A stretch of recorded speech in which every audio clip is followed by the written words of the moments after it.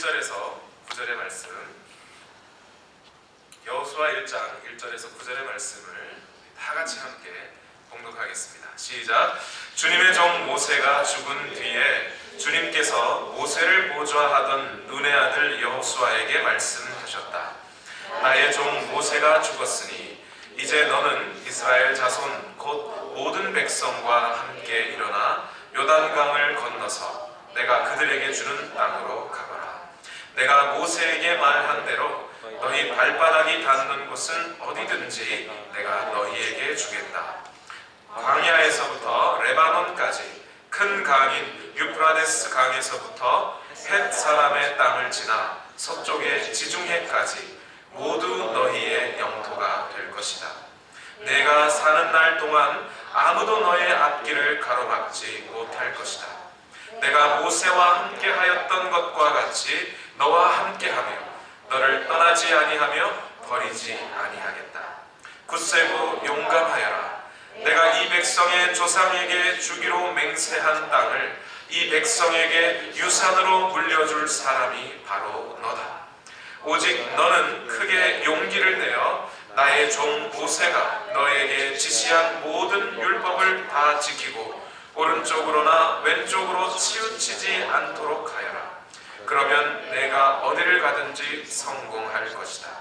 이 율법책의 말씀을 늘 읽고 밤낮으로 그것을 공부하여 이 율법책에 쓰여진 대로 모든 것을 성실껏 실천하여라. 그리하면 내가 가는 길이 순조로울 것이며 내가 성공할 것이다. 내가 너에게 굳세고 용감하라고 명하지 않았느냐? 너는 두려워하거나 낙담하지 말아라. 내가 어디로 가든지 너의 주 나 하나님이 함께 있겠다. 아멘. 자리에 앉겠습니다. 우리 말씀을 들어가기 전에 우리 사진 4장을 한번 보시겠습니다. 여기가 어디일까요? 네, 첫 번째 사진 잘 보이시나요? 두 번째 사진 어딜까요? 세 번째 어딜까요? 이거는 한 번 더, 한 장 더 있죠. 예. 예.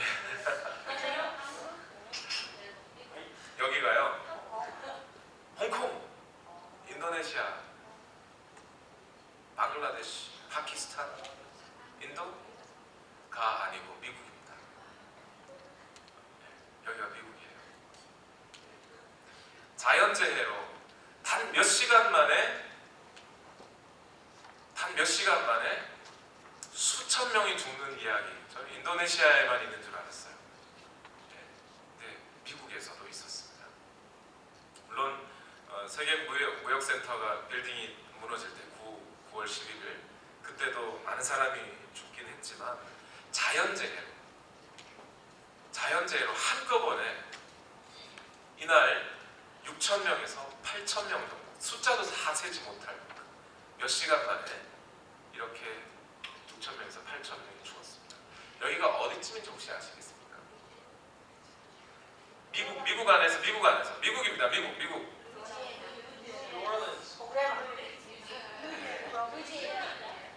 여기가 갈베스턴입니다. 갈베스턴 언제냐면 1900년이에요.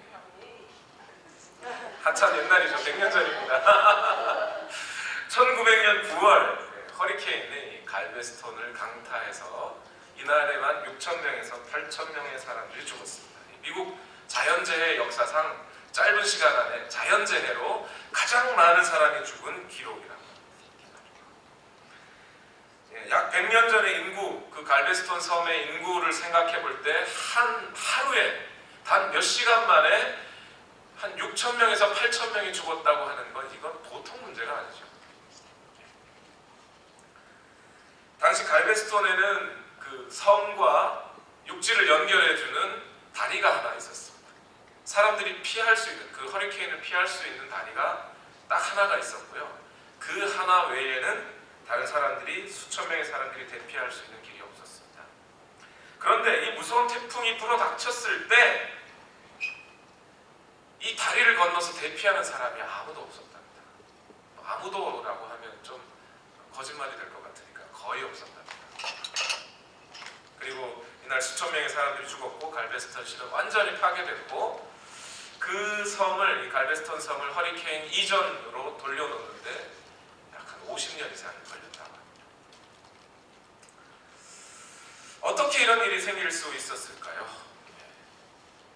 그 이후에 사진을 좀 더 보여주실까요? 이제 갈베스턴은 이렇게 바뀌었습니다. 방파제를 세웠어요. 약 10마일 정도 되는 방파제를 세웠고요. 그 방파제에 기념 조각상을 세워뒀습니다. 세워둬서 그날에 있었던 일을 기념하면서 경고하는 거죠. 제일 앞에 있는 게 아이예요. 그다음에 엄마, 아빠 이렇게 해서 지켜야 한다. 그날을 경고하는 날입니다. 어떻게 이런 일이 생길 수 있었을까요?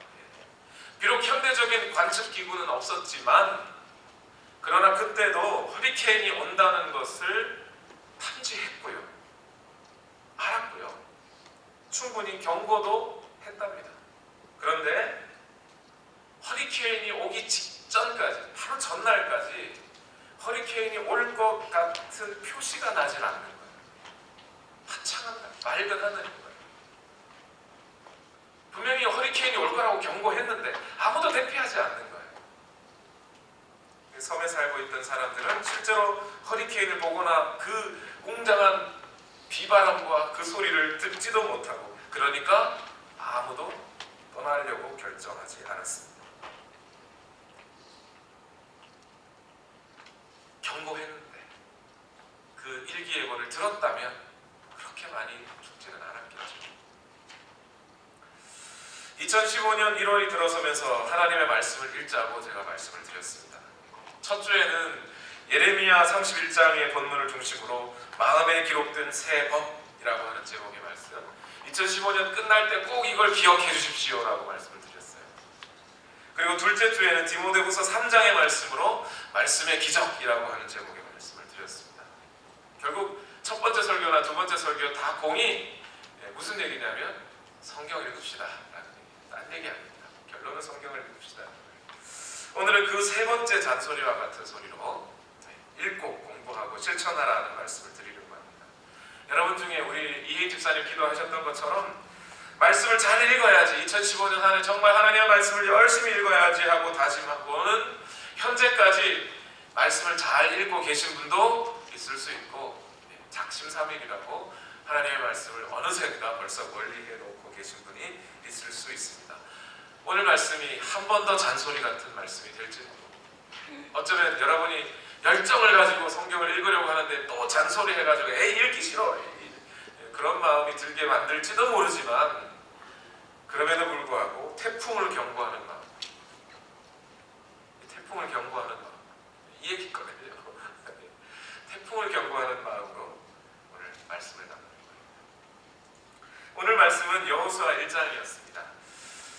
이스라엘 역사에서 여호수아라고 하는 사람은요, 모세 그리고 다윗이라고 하는 그 높은 산봉우리와 같은 사람들 뒤에 가려져서 아주 낮은 산봉우리나 언덕처럼 여겨지는 사람이에요. 그런데 여러분, 여호수아라고 하는 이름을 한번 보세요. 여호수아, 누구하고 이름이 비슷하죠? 예수, 여호수아. 사실 이스라엘 히브리어 말로는요 같은 이름이에요. 자음이 같아요. 히브리 말이 오늘날 남아있는 이 글자는 자음밖에 남아있지 않아요. 사실은 모음은 현대 사람들이 붙인 겁니다. 그러다 보니까 예수, 여호수아, 이게 같은 말이에요. 사실 같은 자음에 같은 이름입니다. 그 이름을 자세히 들여다보니까 야, 보통 사람이 아닌 것 같아요. 여호수아. 꼭 이름 때문만이 아니라 이 여호수아가 한 일을 뒤집어 보면 이스라엘 역사에서 정말 중요한 역할을 한 사람이에요. 모세는 애굽 땅에서 이스라엘 민족을 꺼내 와가지고 그 광야 40년을 길을 걸어오면서 하나님의 율법을 사람들에게 전해준 사람입니다. 그런데 모세는 어디서 죽었어요? 가나안 땅을 들어가기 전에 죽어버렸어요. 그때 이제 그 나머지 가나안 땅 안으로 들어가서 그 땅을 분배할 때까지 그 이스라엘 사람들을 인도해낸 사람이 여호수아예요. 그러니까 여호수아가 한 일은 사실 어떤 면에서 모세가 시작한 일을 마무리하는 일을 한 거예요. 모세와 비등한 사람이라고 해도 과언이 아닌 사람이에요. 여호수아서는 이 이스라엘 백성들이 이제 가나안 땅으로 들어가는 그 입성에 관한 기록인데, 그런데 이 여호수아의 첫 두 구절은 이렇게 기록합니다. 여호수아 1장 1절과 2절의 말씀 다 같이 한번 읽어보겠습니다. 시작. 주님의 종 모세가 죽은 뒤에 주님께서 모세를 보좌하던 눈의 아들 여호수아에게 말씀하셨다. 나의 종 모세가 죽었으니 이제 너는 이스라엘 자손 곧 모든 백성과 함께 일어나 요단강을 건너서 내가 그들에게 주는 땅으로 가거라. 여호수아 1장 1절과 2절에 공이 반복되는 말씀이 있어요. 뭐였죠? 모세가 죽었다. 모세가 죽었다. 여호수아서를 쓴 사람도 모세가 죽은 뒤에 하나님께서 여호수아에게 말씀하셨다, 이렇게 되어 있어요. 굳이 그냥 눈의 아들 여호수아에게 하나님이 말씀하셨다 이래도 될 것을 모세가 죽은 뒤에, 그것도 주님의 종 모세가 죽은 뒤에 하나님의 말씀이 여호수아에게 임하셨다, 이렇게 되어 있어요. 그리고 그 하나님이 여호수아에게 또 뭐라고 말씀하셨냐면, 그냥 말씀하셔도 되는데 여호수아야 이래도 되는데 그냥 여호수아야 부르지 않고 나의 종 모세가 죽었으니, 하나님도 매우 안타까운 마음에 나의 종 모세가 이제 죽었다 라고 이야기하기 시작해요.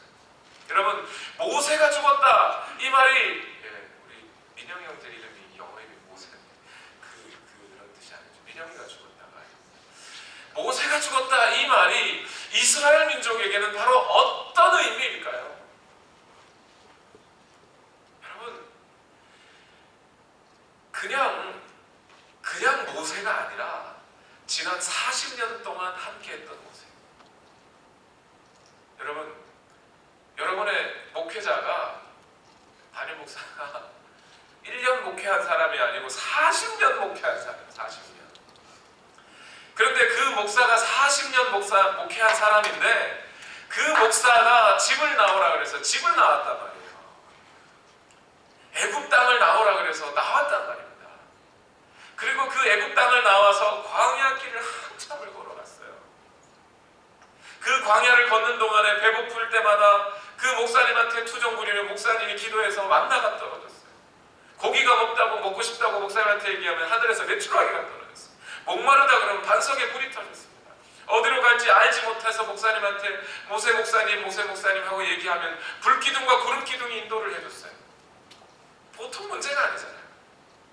다시 말해서 어떤 면에서 그 이스라엘 백성은 이 모세라고 하는 지도자에게 자신의 모든 것을 맡기고 그러고 쫓아갔어요. 뭐만 믿고요? 모세가 한 말만 믿고. 뭐라고 그랬는데요? 나만 따라오라고.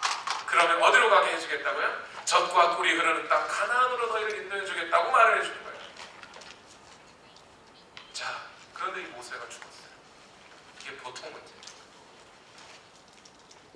지난 40년 동안 왔던 길을 이제 다시 되돌아가야 될지도 모르는 상황. 말짱 물거품이 될지도 몰라요. 그런데 모세가 죽었을 때 모세만 당황한 게 아니에요. 누구도, 여호수아도 당황스러운 거예요. 여호수아가 누구였습니까? 모세의 종이었어요. 모세의 어떤 사환이었어요. 모세가 이렇게 하라 그러면 저렇게 하고, 저렇게 하라 그러면 이렇게 하고, 다 그렇게 하면서 모세의 말 따라 모세의 바로 옆에 붙어서 한참 그렇게 인생을 살았던 사람입니다. 자신의 모든 젊음의 때를 모세와 함께 다 살았어요. 그래서 이제 모세만 믿고 다 따라갔는데 모세가 딱 죽어버렸어요. 자기의 업이 사라지고 자기가 할 모든 일들이 다 사라졌어요.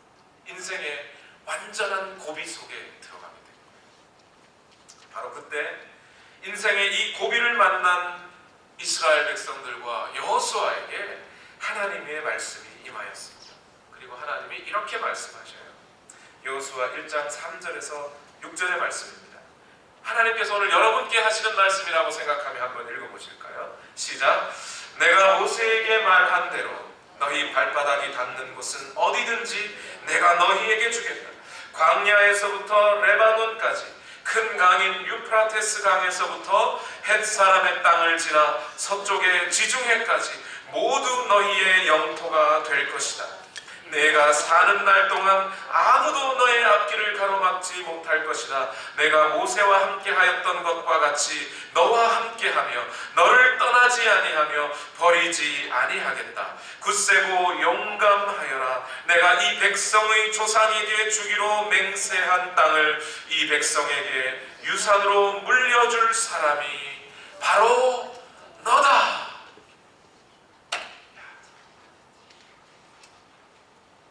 하나님과 여호수아의 첫 대면입니다. 물론 여호수아가 하나님을 몰랐던 건 아니에요.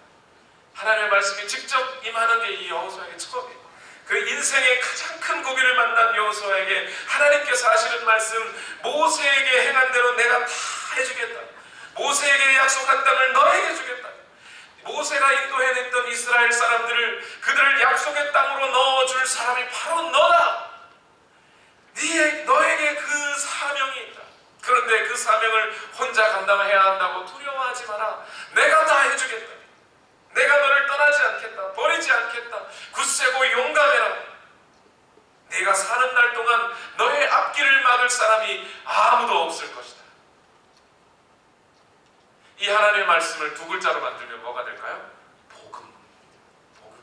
이게 복음이에요. 이 성경 안에는 하나님의 복음으로 가득 차 있는데, 이 복음은 어떤 복음이에요? 사람이 어떻게 무엇을 해야 한다가 아니에요. 사람이 어떻게 노력해야 한다가 아니에요. 종교생활을 잘해야 한다. 기도를 많이 해야 된다. 예배 다 빠지지 않고 와야 된다. 그러면 구원해 주겠다가 아니에요. 걱정하지 말고 나만 믿고 따라와라. 내가 다 해주겠다. 인생의 고비를 만난 사람들에게 성경은 그렇게 말해요. 하나님이 다 해주겠다. 걱정하지 말고 나만 믿고 따라와라. 이게 복음이에요. 시편 46편 1절에 하나님은 우리의 피난처가 되시며 우리의 힘이시며 어려운 고비마다 우리 곁에 계시는 구원자이시니 라고 노래했던 그런 시편 기자는 그 하나님의 음성과 같은 말씀을 빌어 10절에 이렇게 말합니다. 너희는 잠깐 손을 멈추고 내가 하나님인 줄 알아라. 여러분, 오늘 인생의 고비를 만나 계신 분이 혹시 있으신가요? 내가 무언가를 잃어보려고 했는데 뭔가 다 잘 안 되고 있는 분들이 있으십니까? 인생의 고비를 만나서 힘들어 하시는 분 계세요? 하나님의 음성을 들어보십시오. 하나님이 여러분, 오늘 여호수아가 인생의 고비를 만나 하나님의 음성을 들은 것처럼 그 하나님의 음성을 들어보십시오. 하나님은 뭐라고 말씀하셔요? 너희는 가만히 있어도 된다. 내가 다 해주겠다. 내가 너희의 피난처라고 너희의 입으로 말하지 않았느냐? 너희는 잠깐 손을 멈추고 내가 하나님인 것을 발견하기만 해. 자, 그렇다면 이제 하나님께서 하시는 일이 있습니다. 하나님이 어떻게 일하실까요? 하나님이 내가 하나님인 줄 알아라. 내가 다 해주겠다 했는데 하나님이 이제 어떤 일을 하기 시작하시는 겁니까? 그것은 하나님의 사람을 빚어내는 일을 하십니다. 하나님이 무슨 도깨비 방망이처럼 금 나와라 뚝딱 하면 너희는 가만히 있어 주가 하나님됨을 알지어다 했으니까 나는 가만히 있을 테니 하나님께서 알아서 다 해주십시오 가 아니라 하나님께서 그 여호수아를 빚어가기 시작하신다. 우리가 하나님인 줄 알아라 할 때 그 하나님께서 하시는 일은 뭐냐면 하나님이 우리를 빚어가시기 시작하신다는 거예요. 오늘 여호수아에게 이 땅을 백성들에게 물려줄 사람, 이 가나안 땅으로 백성들을 데리고 들어갈 사람이 바로 너다 이렇게 말씀하신 하나님이 이제 하시는 일은 뭡니까? 여호수아를 빚어가기 시작하십니다. 근데 하나님이 어떻게 빚어가시겠다는 겁니까? 하나님의 말씀으로 만들어 가시겠다. 우리 다 같이 여호수아 1장 8절을 읽어봅시다. 여호수아 1장 8절 시작. 이 율법책의 말씀을 늘 읽고 밤낮으로 그것을 공부하여 이 율법책에 쓰여진 대로 모든 것을 성심껏 실천하여라. 그리하면 내가 가는 길이 순조로울 것이며 내가 성공할 것이다. 여러분, 이 명령 또한 너무 감사하지 않나요? 수많은 이스라엘 민족을 약속의 땅으로 들어가야 돼요. 학자들의 말에 의하면 이때 모세를 따라 나와가지고 가나안 땅에 들어갔던 이스라엘 백성의 인구가 뭐 많게는 25만 명으로 잡는 사람도 있어요. 몇만 명으로 잡는 사람도 있지만 엄청나게 많은 사람이 몇만 명이라고도 잡아봅시다. 우리 교회 성도가 한 1000명 되잖아요, 그렇죠? 1000명 되는데 그 1000명 목회하는데도 너무 힘들어요. 할 일이 너무 많아요. 근데 여호수아에게 맡겨진 인원이 몇만 명이라는 거예요. 할 일이 얼마나 많겠습니까? 돌봐야 될 사람이 얼마나 많겠어요? 처리해야 할 일들이 얼마나 많겠습니까? 그런데 하나님은 이 여호수아에게 딴 일을 맡기시지 않았어요. 뭐 다른 거 하라고 하지 않았어요. 단 하나만 해라. 다른 거 다 제쳐두고 하나만 해라. 뭐만요? 말씀만 읽어라. 아니 말씀만 읽으면 다 되나요? 아니 됩니다. 우리 교회도 할 일 정말 많습니다. 사방에서 저에게 이거 해야 되지 않습니까? 목사님 이것 좀 해야 될 것 같은데요. 여기도 처리해야 될 것 같은데요. 저도 제가 봐도 할 일이 많아요. 해야 될 일이 많아요. 당장 전도부터 해야 돼요. 그죠? 그런데 하나님이 이렇게 말해요. 그런 거 일단 해결해 줄 테니 말씀부터 해요. 말씀부터 해요. 그래서 작년부터 제자훈련 하겠다고 덤벼들어서 제가 성경도 그 흔히 말하는 제자훈련 교재 안 쓰고 그냥 성경책 펴놓고 그냥 강의하면서 제자훈련 하겠다고 그냥 덤벼든 거 아닙니까? 하면 된다고 하나님이 약속하셨으니까 그냥 그렇게 해보겠다고 하는 거예요. 올해도 거창하게 표를 잡을 수 있습니다. 2015년 영혼 구령의 해, 전도합시다 이렇게 할 수 있어요. 아니면 봉사 열심히 합시다. 교제 해, 목장 배가의 해, 뭐 이렇게 해가지고 막 표 그렇게 내걸고 목장 배가 시킵시다 이렇게 할 수 있어요. 그런데 오늘 여호수아에게 하나님이 하신 말씀은 뭐냐면 너네 얼른 가가지고 사람들 이스라엘 백성들의 수가 지난 광야를 도는 동안에 40년 동안 많은 사람이 죽었으니까 야 다시 인구 좀 불려야 된다. 그래야 저기 가나안 땅에 가가지고 그 민족들과 싸울 수 있다. 그렇게 말씀하지 않습니다. 뭐라고요? 여호수아야 일단 율법책을 읽어라. 일단 이 책을 읽어라. 이것부터 해라. 아니 이것만이라도 해라. 이것만 해라. 나머지는 내가 다 알아서 해주겠다. 하나님의 말씀만 좀 들고 읽어봐라. 그것만이라도 해라. 아니 어떻게 하나님의 말씀을 읽는다고 하는 이것이 그 수만 명의 사람들을 가나안 땅으로 집어넣고 그 땅을 분배해주는 그 일을 어떻게 하나님의 말씀만 읽는다고 그게 다 될 것 같습니까? 여호수아도 못 믿었을 것 같아요. 저도 잘 안 믿어져요. 사실은. 그런데 지난주 한 목사님의 설교에 제가 그 비결을 알아냈습니다. 지난 월요일 테넌 카운티 목사님들이 신년 할례를 하는데 순서를 맡은 목사님이 그런 말씀을 하시더군요. 습관 중에 핵심 습관이라는 것이 있다. 습관 하나를 잘 길들이면 다른 많은 유익한 점이 따라오는 습관이 하나 있다는 거예요. 예를 들면 어떤 겁니까? 매일 30분 이상 꾸준하게 운동하는 습관을 들이면 몸도 건강해질 뿐 아니라 삶의 의욕도 생기고 사람이 긍정적인 사고도 하게 되고 일의 능률도 오르고 가족관계도 좋아지고 일석 한 4조쯤 돼요. 하나만 그 30분 운동하는 그것만 잘 해도 삶이 바뀌어질 수 있는 그런 습관들이 있다는 거예요. 하나님의 말씀을 읽는 것이 바로 그런 습관이에요. 우리의 삶을 바꾸어 놓을 수 있는 단 30분만이라도 하루에 30분만이라도 하나님의 말씀을 펴서 읽는 그 습관을 기르기 시작하면 여러분의 삶이 바뀌어질 거라는 거예요. 여호수아에게도 마찬가지입니다. 신앙의 핵심 습관이 바로 하나님의 말씀을 읽는 거예요. 디모데전서 4장 8절에서 바울은 이렇게 말합니다. 몸의 훈련은 약간의 유익이 유익이 있으나 경건 훈련은 모든 면에서 유익하니 이 세상과 장차 올 세상의 생명을 약속해 줍니다. 하나님의 말씀을 읽고 그 경건의 시간을 갖는 것은 몸의 훈련을 가져서 약간의 유익을 얻는 그 이상 모든 면에서 유익하다는 거예요. 그거 하나만 잘, 그 습관 하나만 잘 길러도 다른 여러분의 삶이 바뀔 거라는 거예요. 이 땅의 삶뿐만이 아니라 오는 세상의 삶, 장차 올 세상의 생명까지도 바꿔줄 수 있는 것이 하나님의 말씀을 읽는 습관이에요. 아더 핑크라고 하는 유명한 신학자가 쓴 책 중에, 저는 그 책을 다 읽어보지는 못했지만 책 제목 중에 이런 책의 제목이 있어요. 성경 읽기를 통해 얻는 70가지 유익이라는 책이 있어요.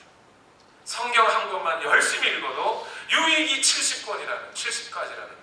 일석이조만 돼도 우리가 얼마든지 해야 될 일인데 일석칠십조의 일이라고 얘기를 하는 거죠. 여호수아가 이 일을 해야 된다는 거예요. 여호수아가 하나님의 말씀을 읽어야 된다는 거예요.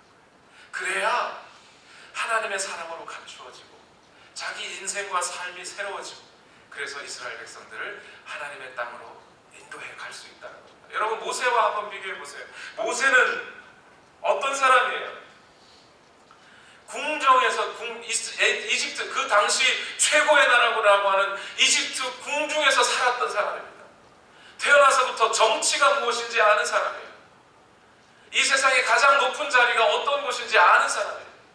그리고 나서 광야의 삶도 살았던 사람, 가장 낮은 자리에서 광야에서 목동으로 사는 삶이 무엇인지도 아는 사람이에요. 그리고 하나님을 만나 그 음성을 듣고 율법을 듣고 아는 사람, 그 하나님의 음성을 듣고 이스라엘 백성들에게 하나님을 전해준 사람. 그러니 이 모세는 얼마나 경험이 일천한 사람입니까? 아주 훌륭한 사람이에요. 반면에 여호수아는 어떤 사람이에요? 이집트에서 태어난 게 아니에요. 여호수아는 유월절을 경험하지도 않았습니다. 여호수아는 이미 유월절 지나서 광야에서 태어난 사람이에요. 이 사람.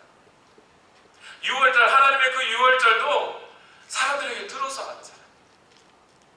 이 사람이 갖고 있는 율법의 책들도 아마 모래판 위에 젓가락으로, 나무젓가락으로 이렇게 글씨 써가지고 가면서 글자를 익혔을지 몰라요. 이 사람들에게 무슨 종이가 있습니까?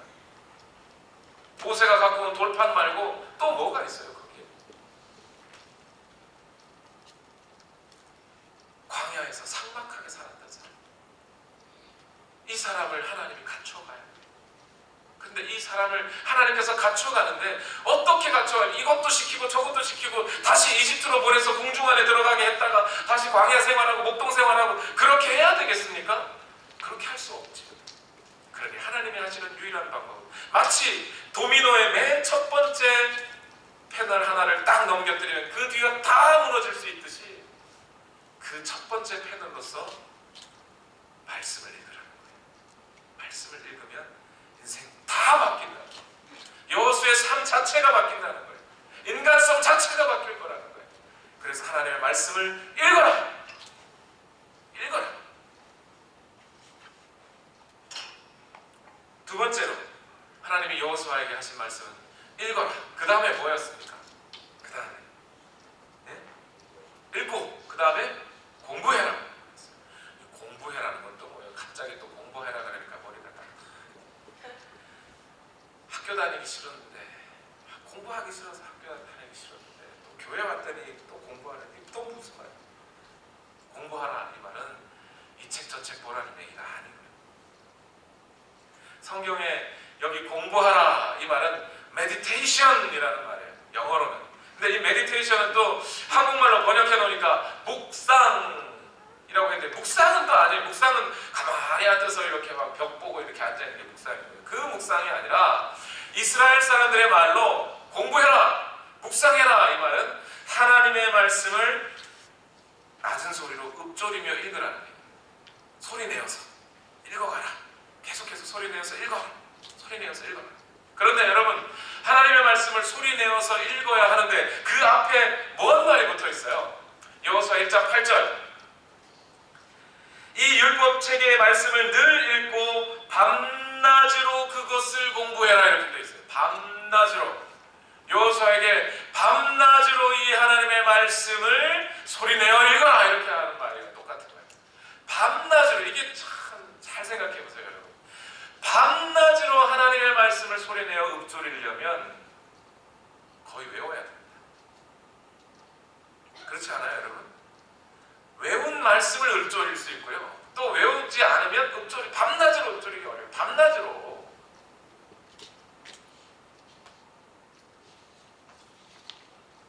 그런데 그렇게 밤낮으로 성경을 읊조리어서 어떻게 하라는 거예요? 소리내어서 읽으면서 나에게 선포하라는 거예요. 강하고 담대하라. 강하고 담대하라. 하나님이 내게 말씀하셨어. 강하고 담대하라. 아침에도 일어나서 강하고 담대하라. 하나님이 내게 잘 때도 강하고 담대하라 말씀하셨어. 강하고 담대하라. 그 말을 밤낮으로 내 입에서 떠나지 않게 계속해서 너 자신을 향하여 선포하라는 거예요. 이게 말씀을 공부하는 방식입니다. 이렇게 될 때 하나님의 사람들은 참된 예수 그리스도의 제자로 자라나게 돼 있어요. 그렇게만 해도 자라납니까? 예, 자라납니다. 정말요. 정말 그렇습니다. 이걸 지금 잠시 설명드리죠. 여러분, 사람이란, 하나님을 알기 전 우리 자연 상태의 사람이란 다 거의 대부분, 아니 예외 없이 자기중심적이에요. 그렇죠? 자기 눈에 좋은 사람은 다 좋은 사람이고, 자기에게 바른 소리 하는 사람은 다 나쁜 사람이에요. 자기가 자기한테 잘해주는 사람은 착한 사람이고, 자기한테 나쁜 짓 하는 사람은 나쁜 사람이에요. 그 사람. 자기중심적이라서. 자기가 괴로우면 남도 괴로운 줄 알고 있고, 자기가 편하면 남도 편한 줄 알고 있고. 근데 사실 알고 보면 자기가 편한 동안에 괴로워하는 사람이고, 자기가 괴로운 동안에 편한 사람도 있어요. 자기중심적이기 때문에, 그래서 자기 마음대로 사람들을 미워합니다. 여기까지 여러분 이해되시나요? 사람이 잘못했을 수도 있고, 자기가 미워하는 그 사람이 진짜 잘못했을 수도 있고 아닐 수도 있는데, 어쨌든 사람을 자기 뜻에 따라 미워합니다. 남자들이 아내가 밥을 해주면 에이 먹을 게 없네 그러죠. 먹을 게 진짜 없어서 없는 게 아니라 자기 입맛이 정상이 아닐 수도 있는 거잖아요. 사람들이란 그렇더라고요. 자기 중심적으로 생각해요. 그래서 객관적으로 파악하기보단 자기 뜻대로만 이해하니까. 교회 갔더니 먹을 게 없어. 말씀이 지루해. 내가 들을 귀가 없는 건 생각하지 않고 말씀이 지루합니다. 그런데 성경을 공부해보면 성경은 거울이라 우리 자신의 연약함과 나의 자기중심성을 알게 해줍니다. 사실은 알고 보면 정말 그 사람이 나빠서 미운 게 아니라 내 안에 미움이라고 하는 마음이 있어서 미웠던 것인데, 그것을 몰라요. 그런데 뭘 보면 알아요? 성경을 보면 알아요. 성경을 자꾸 읊조리다 보면 하나님께서 강하고 담대하라 라고 하는 말씀을 하신 것을 보니 내 안에 두려움이 있었으니까 하신 말씀 아닙니까? 그 하나님의 강하고 담대하라는 그 말씀을 나에게 자꾸 선포하고 공부하다 보면 어느샌가 내게 있던 그 두려움들이 사라지는 거겠죠.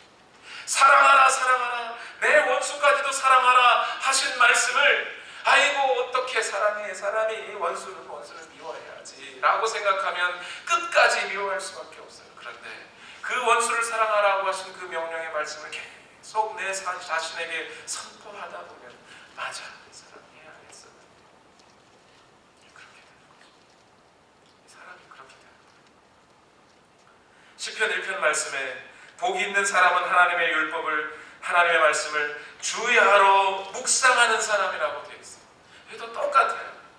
하나님의 말씀을 공부하는 사람이라는 말이에요. 하나님의 말씀을 밤낮으로 읊조리며 자신에게 선포하고 나 자신의 자기 중심성을 밀어내고 하나님 중심을 생각하며 살아가는 사람, 그렇게 하나님의 말씀을 항상 자신에게 선포하고 살아가는 사람, 그 사람이 의로운 사람이고, 그 사람이 하는 말이 다른 사람들에겐 지혜가 되고, 그 사람이 하는 행위가 다른 사람들에게 교훈이 되고, 그 사람이 하는 모든 일이 잘 될 것이고 주님께서 인정하는 길이 되는 거예요. 그게 의로운 사람. 그래서 디모데후서 3장 16절 말씀에 모든 성경은 하나님의 영감으로 된 것으로 교훈과 책망과 바르게 함과 그리고 뭐요? 의로 교육하기에 유익합니다.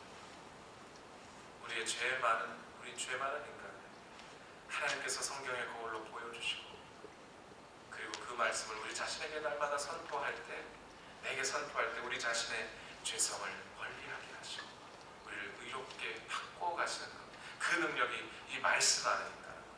그래서 공부해라. 여호수아야 성경을 공부해라. 마지막으로 하나님이 여호수아에게 뭐라고 말씀하셨습니까? 성경을 읽고 성경을 공부하고 그 다음에 실천해라. 실천해라. 그러니까 여러분 또 실천해라 그러니까 아이고 이 성경에 있는 걸 언제 어떻게 다시 성경 66권 많기도 하지 그 속에 명령도 많아가지고 그거 다 알지도 못하는 걸 언제 다 실천하고 살아. 자, 그런데 여기에는 한 가지 비밀이 담겨 있습니다. 성경 안에 수많은 명령과 말씀과 계명이 있어도 그 중에 예수님이 그 말씀과 계명을 샥 요약해 주셨어요. 우리는 그걸 이미 알고 있어요. 첫 번째는 뭐였습니까? 내 마음과 뜻과 생각을 다하여 주 너의 하나님을 사랑하라. 둘째는 그와 같으니 내 이웃을 내 몸과 같이 사랑하라. 이 두 계명이 온 선지자의 율법과 강령이니라 하고 예수님이 딱 요약해 주셨어요. 그것만 하면 된다는 거예요. 자, 그러면 그 말씀을 읽고 그 말씀을 나 자신에게 매일매일 소리내어 선포하고 그리고 그 말씀을 따라 삽니다. 그런데 여기에 중요한 말 한 가지가 덧붙여져 있어요. 여호수아 1장 8절에 거기에 기록된 대로 실천하라 이렇게 되어 있어요. 기록된 대로. 사랑 하나 있으니까 아예 김치 하나 갖다 주고 하나님 다 사랑했습니다. 나 저 집사에 미운데 김치 하나 줬어요. 원수 사랑했습니다가 아니라 거기 기록된 대로 잘 봐라. 기록된 대로 실천해라. 이렇게 되어 있어요. 이 기록된 대로라는 이 말씀대로라는 말 뜻이 뭘까요? 이게 설명을 잠시 드리면 제가 미국으로 사우스웨스턴으로 유학을 오게 된 첫 번째 이유는 뭐였냐면 저 서던에 있는 켄터키에 있는 서던 베프티스트 세미나리도 그때 제가 어플리케이션에 합격이 됐고요. 사우스웨스턴에도 어플리케이션에 합격이 됐습니다. 둘 중에 어디를 가야 될까 이렇게 고민하다가 하필이면 사우스웨스턴으로 가고 싶었어요. 왜냐하면 첫 번째 여기가 따뜻해요. 제가 추운 걸 싫어하거든요. 그래서 따뜻해서 사우스웨스턴. 두 번째는 뭐냐면 사우스웨스턴에 배우고 싶은 선생님이 두 분 있었어요. 첫 번째는 나이 많은 선생님 중에 얼 앨리스라고 하는 신학의 선생님이 계셨고요. 나중에 알게 됐지만 윌리엄 댐스키라고 하는 기독교 변증학자로 아주 촉망받는 신학자가 한 명이 있었습니다. 한 분은 이미 나이 지긋한 할아버지인데 이미 한 몇 년 전에 돌아가셨고요. 또 한 분 윌리엄 댐스키는 생생한 젊은 학자로서 한창 책도 많이 쓰고 지금도 무신론자들과 아주 논쟁을 활발하게 벌이고 있는 기독교 대표적인 변증학자입니다. 저는 신학교에 와 사우스웨스턴에 와서 이 두 분의 수업을 듣는 것만으로 참 행복하겠다 생각하며 참여했습니다. 그런데 깜짝 놀랐어요. 저는 이 두 분의 수업을 들으면서 뭔가 지성의 날카로움, 당시로서는 최고의 석학이라고 하니까 날카로운 지성을 생각하고 와서 정말 멋있는 유명한 말씀들을 해줄 줄 알았는데 의외로 아주 단순한 거예요. 이 두 분의 수업을 공통점이 딱 있는데 그 공통점을 딱 한국말로 번역해서 딱 4글자로 만들면 말씀대로예요. 얼 앨리스 교수님, 신약학 교수님 하는 얘기는 뭐냐면 말씀대로 믿고 따라야 한다는 얘기예요. 성경을 읽을 때 하나님의 말씀과 내 생각이 충돌하면 내 생각 버리고 하나님 말씀 따라가는 거예요. 그게 다예요. 그분이 하는 얘기. 윌리엄 댐스키가 하는 얘기는 뭐냐면 이 세상은 하나님의 말씀대로 이루어진 것이라는 거예요. 그게 다예요. 아니 그 뻔한 거를 말씀대로 세상이 이루어졌으니 말씀대로 믿고 살아가라. 이게 이 세상의 성경을 아는 석학들이 하는 가장 간단한 이야기예요. 오늘 여러분 성경을 읽고 여러분 살아가실 때 말씀대로 살아가십시오. 말씀대로 이루어집니다. 그러니 말씀대로 살아가십시오. 내 생각과 하나님의 말씀이 충돌하면 내 생각 버리시면 돼요. 내 생각을 하나님의 말씀에 집어넣으려 하지 말고 하나님의 말씀이 내 생각을 고쳐먹게 만드셔요. 그래서 마태복음 7장 24절 말씀에는 뭐라고 합니까?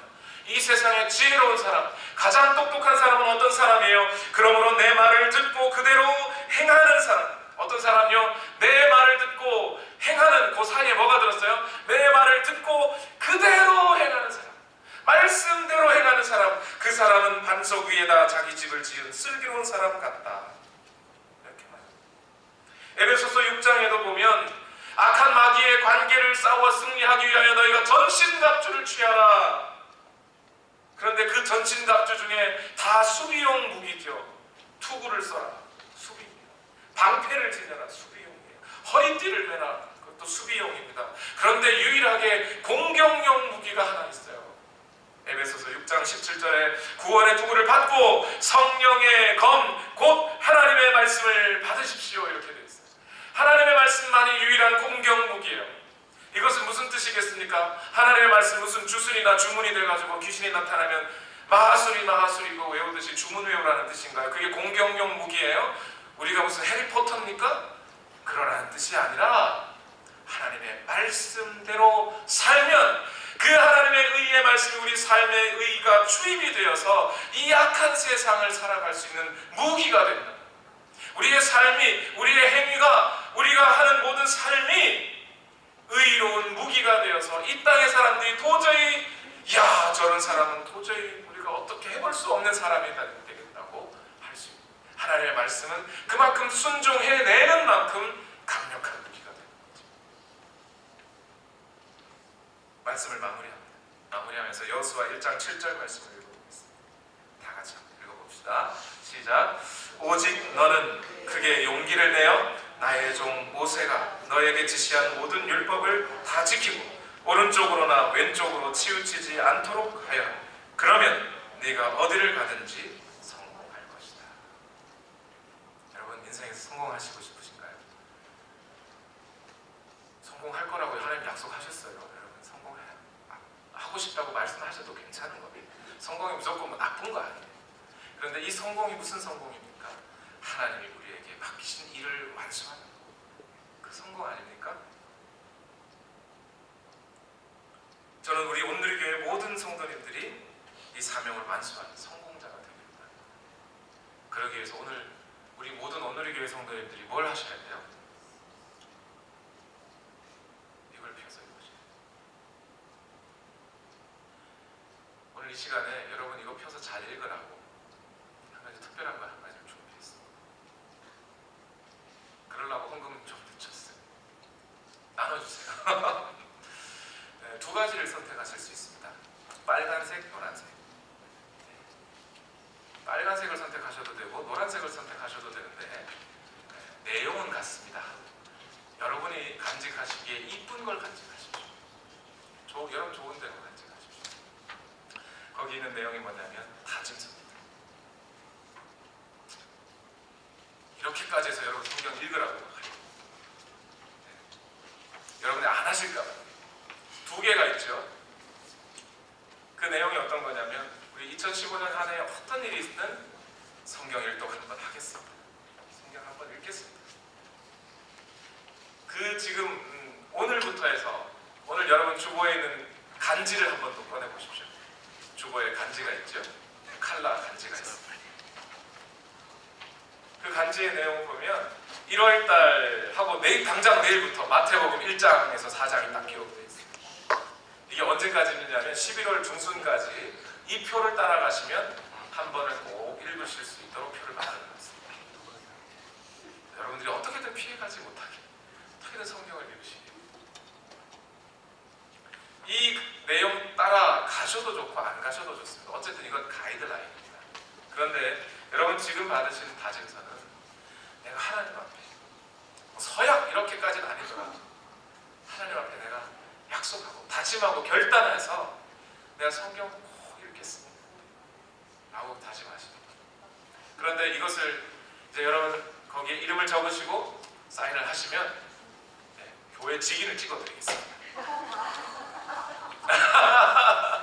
직인을 찍어드리면 그 두 개잖아요, 그죠? 두 개 다 사인을 해놓으십시오. 그러면 하나는 제가 갖고 하나는 여러분이 가졌습니다. 저는 그거 가지고 뭐 하겠습니까? 기도하겠습니다. 여러분들이 읽었나 안 읽었나 보자는 게 아니고 기도하겠습니다. 여러분의 다짐을 제가 읽으면서 여러분, 이 집사님이, 이 성도님이, 이 청년이 올 한 해 하나님의 말씀으로 충무장되게 해주십시오.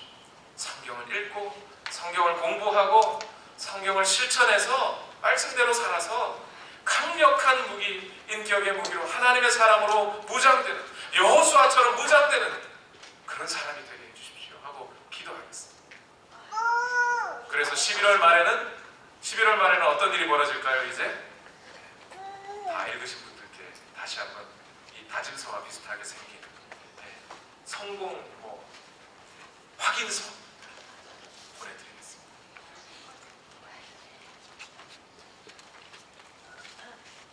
이름을 쓰십시오. 안 자르셔도 됩니다. 저희가 이쁘게 잘라서 드리겠습니다. 이거 준비하느라고 사역자들이 어제도 밤새 막 프린트하고 확인하고 준비했습니다. 여러분, 이렇게까지 해서라도 여러분 성경을 읽게 하려고, 여러분 하나 그 다짐서를 일단 잘 적으셔서 주십시오. 헌금할 때 같이 헌금함에 넣으시든지 헌금위원들에게 주십시오. 그럼 적어서 저희가 잘 이쁘게 잘라서 다음 주에 나눠드리겠습니다. 성경을 읽으시면 확인하십니다. 우리 이 시간 다 적으셨나요? 볼펜이 필요하신가요?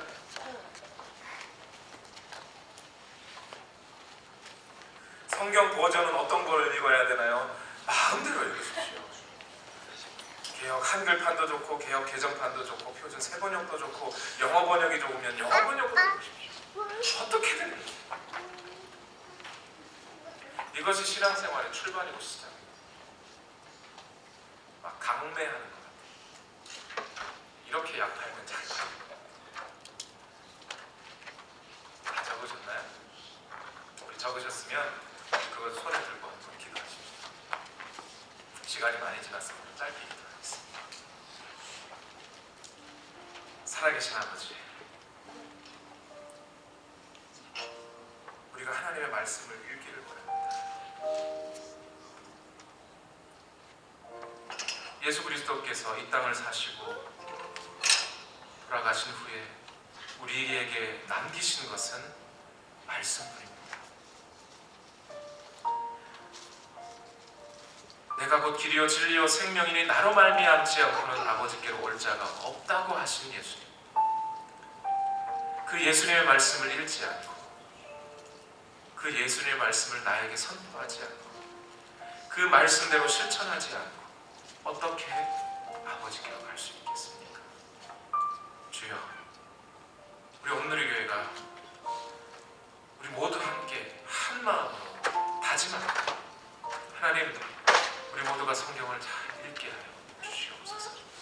읽을 때마다 성령님 역사해 주셔서 그 말씀이 받아들여지게 하시고 이해되게 하시고 은혜가 되게 하시고 꿀보다 더 단 내 입의 말씀이 되게 하여 주옵소서. 그리하여 우리 온누리교회 성도들의 별명이 말씀의 사람이라고 붙여질 수 있도록 우리를 인도하여 주시옵소서. 결단합니다. 결심합니다. 우리의 결단만으로, 우리의 결심만으로 되지 않을 것을 알기에 기도합니다. 하나님, 우리가 말씀의 사람 되게 하여 주시옵소서. 역사해 주심에 감사드리옵고 예수님의 이름으로 기도하옵나이다.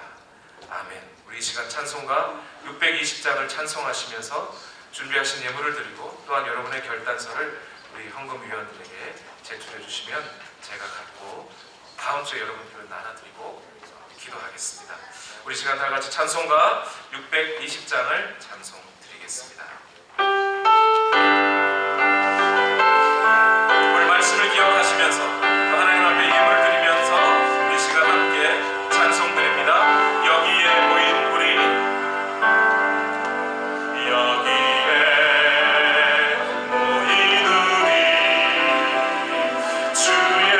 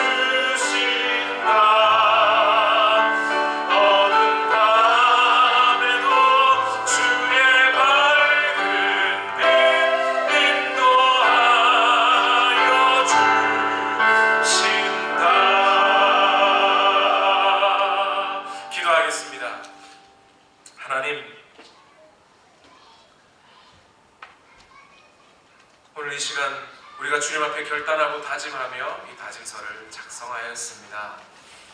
하나님, 우리 함께 성경을 읽기로 다짐한 우리 모든 성도들에게 하나님의 은혜와 복을 허락해 주셔서 그 하고 많은 일들 중에 여호수아에게 단 한 가지 하나님의 말씀을 읽으라고 하신 그 말씀대로 그 말씀을 읽고 또 묵상하고 또 실천하였더니 그 위대한 일들을 이루게 하신 가나안 땅으로 그 많은 민족의 사람들을 이끌어내게 하신 그 여호수아에게 역사하셨던 하나님, 내가 어디로 가든지 성공할 것이고 내가 어디로 가든지 너를 막을 자 없을 것이라고, 또한 시냇가에 심은 나무가 시절을 쫓아 열매를 맺음과 같이 그 하는 일이 모두가 형통할 것이라고 약속하신 그 약속이 오늘 우리 모든 성도들의 삶에 이루어지게 하여 주옵소서.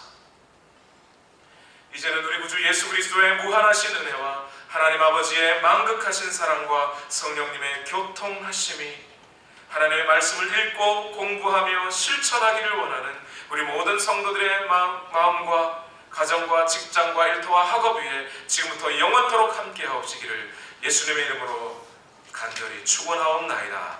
아멘.